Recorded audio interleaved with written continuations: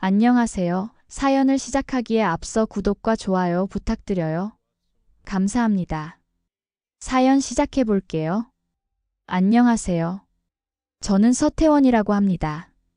저는 결혼 5년 차이고 제가 32살 때 아내와 결혼했죠.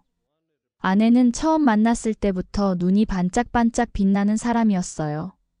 웃을 때마다 입꼬리가 살짝 올라가는 모습이 매력적이었고 저를 바라보는 눈빛이 따뜻했죠. 그 모습에 홀려 우연히 친구의 소개로 만나 1년 정도 연애하다가 결혼까지 하게 되었어요. 결혼식 날 아내는 떨리는 목소리로 앞으로도 서로 아끼면서 행복하게 살자고 약속했어요.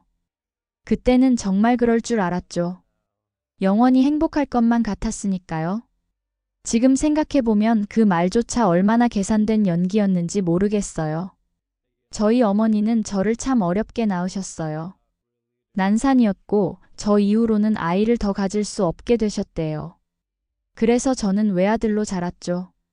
아버지는 제가 고등학생 때 갑작스런 사고로 돌아가셨고 그 후로는 어머니와 둘이 살았어요. 어머니는 저를 위해 온 정성을 다하셨죠. 회사 생활이 바빠 끼니를 거르는 날이 많았던 저에게 어머니는 자주 반찬을 싸오셨어요. 고사리 나물, 멸치볶음, 장조림. 특히 어머니의 김치는 어디서도 맛볼 수 없는 맛이었죠. 어머니의 손맛은 정말 최고였어요. 일주일에 한 번씩은 꼭 찾아와 정성스레 준비한 반찬통을 전해주셨죠. 결혼 후에도 어머니는 자주 우리 집에 반찬을 가져다 주셨어요. 처음엔 아내도 좋아하는 것 같았어요. 어머니 반찬이 정말 맛있다며 자신도 나중에 그렇게 요리 잘하는 며느리가 되겠다고 약속했죠. 지금 생각해보면 그때부터 완벽한 연기였던 거예요. 아내의 말에 어머니는 기뻐하셨어요. 아내를 친딸처럼 아끼셨죠. 어머니는 저희 결혼식 때 아내의 손을 꼭 잡으시며 이제 우리 딸이라고 태원이랑 행복하게 살라고 축복해 주셨어요. 저희는 결혼 후 한 아파트에 전세로 살기 시작했어요. 어머니는 아버지가 남겨주신 아파트에서 계속 혼자 사셨고요. 저희 집과는 걸어서 20분 정도 거리였어요. 저와 아내는 둘 다 회사에서 일하는 맞벌이 부부였어요. 바쁜 일상 속에서도 주말마다 어머니 집에 찾아가거나 어머니를 우리 집에 초대해서 함께 시간을 보냈죠. 처음 2년 정도는 겉으로 보기에 정말 행복했어요. 그런데 어느 순간부터 미묘한 변화가 느껴지기 시작했죠. 아내가 어머니와 함께 있을 때 표정이 굳어지는 걸 발견했어요. 억지로 웃는 모습, 대화도 예전보다 줄어들었고요. 처음에는 직장 스트레스 때문인가 싶었어요. 아내에게 요즘 많이 피곤해 보인다고 회사에서 뭐 안 좋은 일 있냐고 물어봤죠. 그러면 아내는 항상 괜찮다고 그냥 바빠서 그렇다고 대답했어요. 자연스럽게 넘어갔지만 제가 모를 때는 완전히 다른 사람이었다는 걸 나중에야 알게 됐죠. 어머니가 오실 때마다 아내의 얼굴은 점점 더 어두워졌어요. 어머니가 가져다 주시는 반찬통도 점점 냉장고 구석으로 밀려나기 시작했어요. 나중에 알고 보니 제가 출근하고 나면 아내는 그 반찬들을 하나씩 버리고 있었던 거예요. 정성스럽게 담긴 반찬들이 쓰레기통으로 던져지는 걸 어머니가 여러 번 목격했대요. 그러던 어느 날이었어요. 퇴근 후 집에 돌아왔는데 현관문 앞에 부녀회장 아주머니가 서 계셨죠. 아, 806호 남편분이시죠? 저 이 아파트 부녀회장이에요. 부녀회장님은 제게 다가와 작은 목소리로 말씀하셨어요. 요즘 분리수거가 잘 안 되고 있다면서. 저는 잠시 당황했어요. 저희가 맞벌이다 보니 반찬이 상해서 버렸나 생각했어요. 죄송하다고 앞으로 더 신경 쓰겠다고 말씀드렸어요. 이거 806호 거 맞죠? 음식을 왜 다 버렸어? 아참. 이거 반찬통 안에 있길래 가져왔어요. 부녀회장님이 반찬통을 열자 안에는 노란색 서류 봉투가 있었어요. 꽤 두꺼워 보였죠. 그리고 분리수거 잘해야지. 여기 새댁이 아직 살림은 미숙한가 보네. 지난번에는 아깝게도 밑반찬이 그대로 버려져 있더라고요. 부녀회장님의 말씀을 듣고 있자니 뭔가 이상한 느낌이 들었어요. 마치 이번이 처음이 아닌 것처럼 말씀하셨거든요. 이전에도 이런 일이 있었는지 물어봤더니 부녀 회장님은 눈을 동그랗게 뜨더니 벌써 여러 번 목격했다고 하셨어요. 심지어 한 번은 아내가 어머니가 가져온 반찬통을 단지 앞에서 건네봤더니 어머니가 가신 걸 보고는 그대로 버렸다고 하더라고요. 아니 굳이 무겁게 가져온 반찬을 버리긴 왜 버리냐며 버리더라도 용기는 씻어서 분리수거를 해야 한다며 혀를 찼죠. 부녀 회장님의 말씀에 저는 혼란스러웠어요. 어머니가 주신 반찬을 버렸다고요? 그것도 여러 번? 그냥 버리는 게 아니라 제대로 분리수거도 안 하고 투기를 했다고요? 전 죄송하다는 말밖에 할 수 없었어요. 부녀 회장님과 인사를 나눈 후 반찬통을 들고 집으로 들어왔어요. 아내는 저녁을 준비하고 있었죠. 평소와 다름없이 앞치마를 두르고 요리하는 모습, 그 완벽한 아내의 모습이 갑자기 낯설게 느껴졌어요. 당신 이거 뭐야? 반찬통을 식탁 위에 올려놓자 아내의 얼굴이 창백해졌어요. 못 볼 거라도 본 것처럼 말이죠. 손에 들고 있던 주걱을 떨어뜨릴 정도였어요. 저는 반찬통 안에 있던 서류 봉투를 꺼냈죠. 봉투는 테이프로 꽁꽁 싸매져 있었어요. 봉투를 뜯자 안에는 아파트 계약서가 있었어요. 강서구의 한 아파트. 엄마가 살고 계시는 단지의 계약서였죠. 그런데 이름이 어머니가 아닌 서태원으로 되어 있었어요. 저는 깜짝 놀랐고 아내는 입술을 깨물며 손을 떨고 있었어요. 무슨 영문인지 물었지만 아내는 대답하지 못했어요. 바로 어머니에게 전화를 걸었어요. 몇 번 신호음이 울리고 나서야 어머니가 전화를 받으셨죠. 반찬통에서 아파트 계약서가 나왔다고 말씀드렸더니 어머니는 한숨을 쉬셨어요.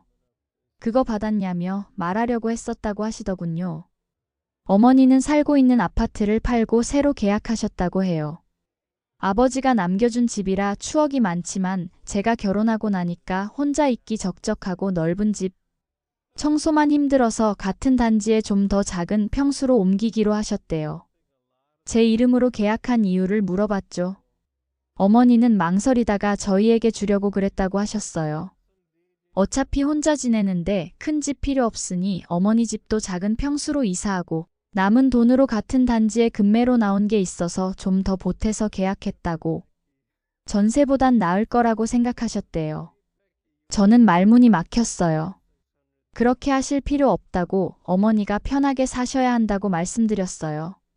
어머니는 이제 작은 집이면 충분하다며 서류 봉투 안에 작은 녹음기도 있을 거라고 알려주셨어요. 다시 봉투를 살펴보니 정말 작은 디지털 녹음기가 있었죠. 녹음기가 왜 있는지 물어봤더니 어머니는 잠시 침묵하시다가 그냥 한번 들어보라고만 하셨어요. 저는 혼자 서재로 들어가 녹음기를 틀었어요. 녹음기에서는 아내가 어머니에게 무례하게 이야기하는 목소리가 흘러나왔어요. 이런 반찬 같은 거 사 먹으면 그만이니까 그만 좀 가져오세요. 아들 이혼하는 꼴 보고 싶으세요? 전 미련 없는데. 당신 아들도 그럴까요? 노망이 났나? 같은 말 몇 번을 해야 하는 거예요?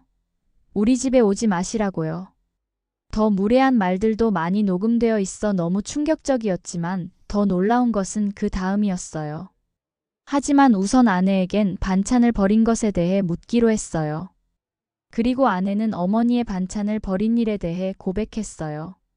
처음에는 단순히 냉장고에 보관했지만 어머니가 계속해서 새 반찬을 가져오시니 자리가 부족했다는 거예요. 또한 어머니의 반찬만 먹고 아내의 반찬은 거들떠보지 않는 제 행동에 질투를 느꼈다고 했죠. 그날 아내는 제가 출장 간 사이에 어머니가 방문하여 반찬을 가져오고 집안일을 이것저것 하셨다며 마치 이 집이 어머니 집인 것처럼 행동하셨다고 말했어요. 화가 난 아내는 어머니가 가시자마자 반찬 통째로 버렸다고 했죠. 반찬통 안에 무엇이 들었는지도 확인하지 않았다고 해요. 저는 그 반찬통 안에 들어있던 중요한 서류를 다시 한번 바라봤어요. 어머니는 이미 오래전부터 아내의 본 모습을 알고 계셨던 게 분명했고 이렇게 저에게 진실을 알리려고 하신 거였죠. 그래서 이렇게 녹음까지 하신 게 아닐까요? 그날 밤 저는 거실 소파에서 밤을 새웠어요. 머릿속으로 지난 5년을 되돌아봤죠. 아내는 사과했지만 저는 더 이상 그 울음소리에 마음이 흔들리지 않았어요. 모든 것이 연기였다는 걸 알게 됐으니까요. 어머니에 대한 아내의 태도, 그리고 그것을 숨겨온 5년의 시간. 너무 많은 거짓말이었어요. 밤중에 화장실에 가기 위해 일어났을 때 우연히 아내의 휴대폰 화면이 켜진 것을 보았어요. 문자 메시지 알림이었는데 언제 볼까요? 보고 싶어요 라는 내용이었죠. 발신자 이름은 직장 동료 진우였어요. 남자 동료에게서 보고 싶다라고. 저는 메시지 내용이 이상해 아내의 휴대폰을 열어봤어요. 그 순간 아내에 대한 제 신뢰는 완전히 무너졌어요. 지난 3년간 아내와 그 진우라는 남자 사이에 오간 수많은 애정 어린 메시지들, 만남의 기록들, 심지어 제가 출장 갔을 때 우리 집에서 만났던 흔적까지 있었어요. 아내는 겉으로는 완벽한 아내였지만 속으로는 이중생활을 하고 있었던 거였어요. 다음 날 아침 저는 회사에 휴가를 내고 바로 어머니를 만나러 갔어요. 어머니는 이미 새 집으로 이사 준비를 하고 계셨죠.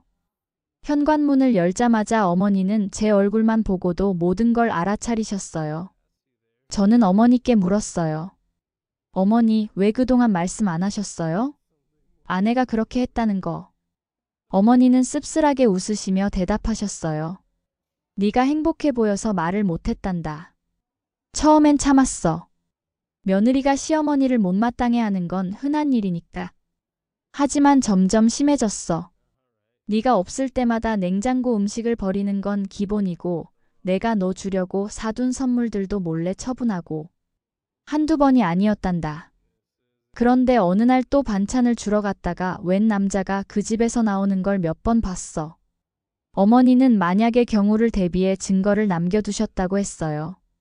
아내의 행동이 점점 더 심해지는 것 같아서 제가 믿지 않을까봐 녹음기를 숨겨두셨던 거였죠.